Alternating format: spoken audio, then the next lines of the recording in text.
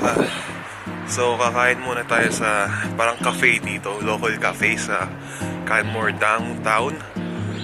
Rocky Mountain Bagel pangalan niya. Gagi, sobrang lamig. Naiwan ko yun ako, jacket ko.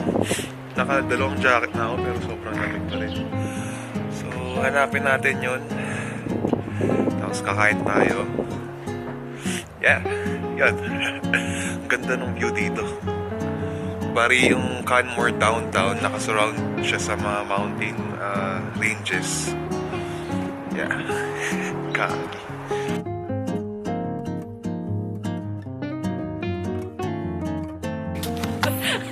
Crossing the street. Dito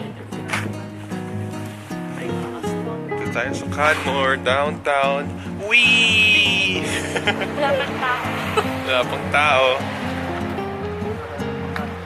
Tingnan mo, gagi, angas.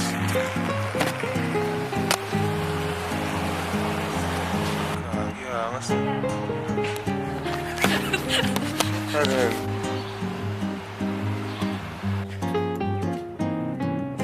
Dito tayo.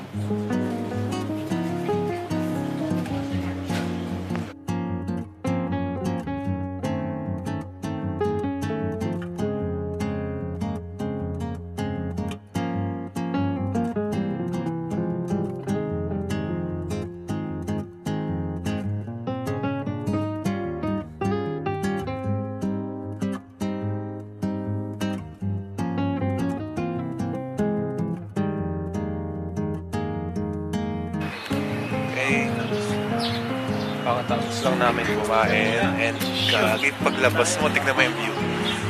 Damn! Angas.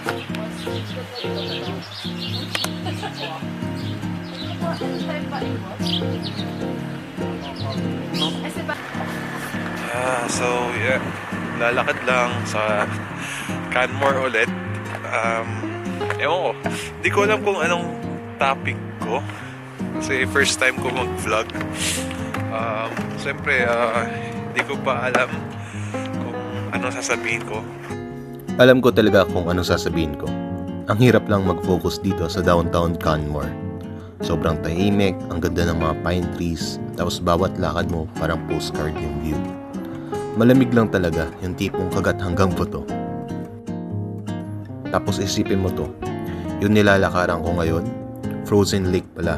Mukha lang siyang ordinaryong lupa kasi balot ng snow. Siguro kaya ako nauubusan ng sasabihin kasi minsan, pag sobrang ganda ng lugar, mas okay na hayaan mo na lang magsalita yung paligid.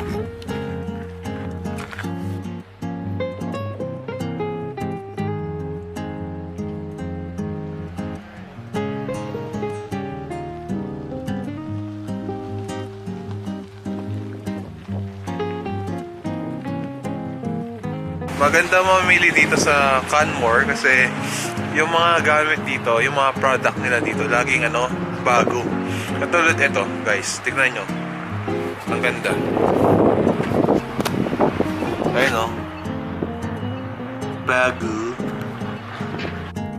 Maliit lang talaga ang Canmore pero sobrang laki ng personality niya.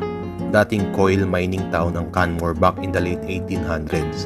Tapos eventually, naging go-to spot siya ng mga hikers, skiers at mga taong gustong tumakas sa sobrang busy ng city life. Ang swerte ng mga local dito. Imagine mo, gigising ka araw-araw na may ganitong mountain view.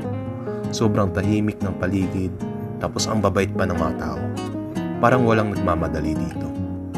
Gets ko na kung bakit maraming nahuhulog sa Canmore. Isa talaga siya sa pinakamagandang town na napuntahan ko dito sa Canada.